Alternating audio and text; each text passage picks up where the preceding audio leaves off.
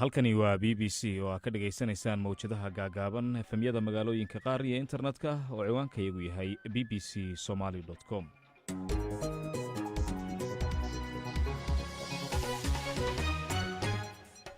maalin wanaagsan kheyrta hawada nagala xidhiidhay waa 7 subaxnimo Afrikada Bari. barnaamijkana waxaanu ku soo qaadi doonaa Iiraan oo weli duqeymo ka geysanaysa Israa'iil iyo wadamada ku yaala gacanka Carabta, halka Israa'iilna ay bartilmaameedsatay dalka Lubnaan.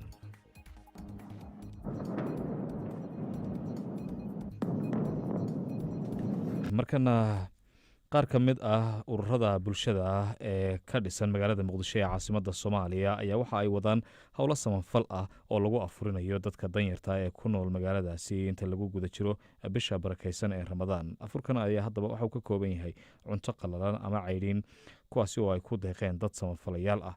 arrimahaasi haddaba waxa aanu ka wareysanay Siciid Nabadoon oo isagu madax ka ah urur lagu magacaabo Baraarug, kaasi oo ka jira gobolka Banaadir. waxaana uu warramay Liban Cabdi Warsame.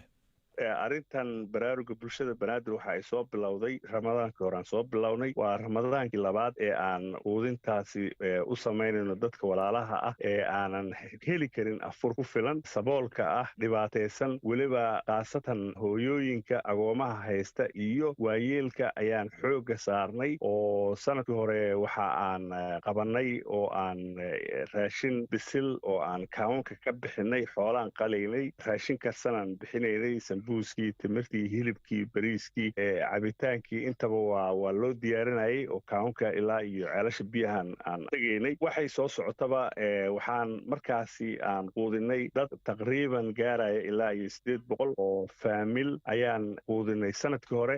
sanadkan oo ah sanad abaar xoog leh ay dalka Soomaaliya guud ahaanba ay ka jirto, waxaan isla qaadanay ururka baraaruga bulshada Banaadir in aan la bixin karin raashinkii karsanaa aan sanadka hore qaybinay si aan walaalaha u gaarsiino tabarucaadda aan ugu talagalnay aan walaalaha ka soo aruurinay. waxaan bixinaynay raashin qalalan oo aan karsanayn ayaan siinaynay faamilada tabaaleysan ku soo qaxay magaalada Muqdisho. Siciid, dadka u qaybisaan raashinkaasi qof kasta oo baahida kaga muuqataad siisaan oo gacanta u saartaan, mase waxaa jira meelo gaar ah oo aad ugu tagtaan?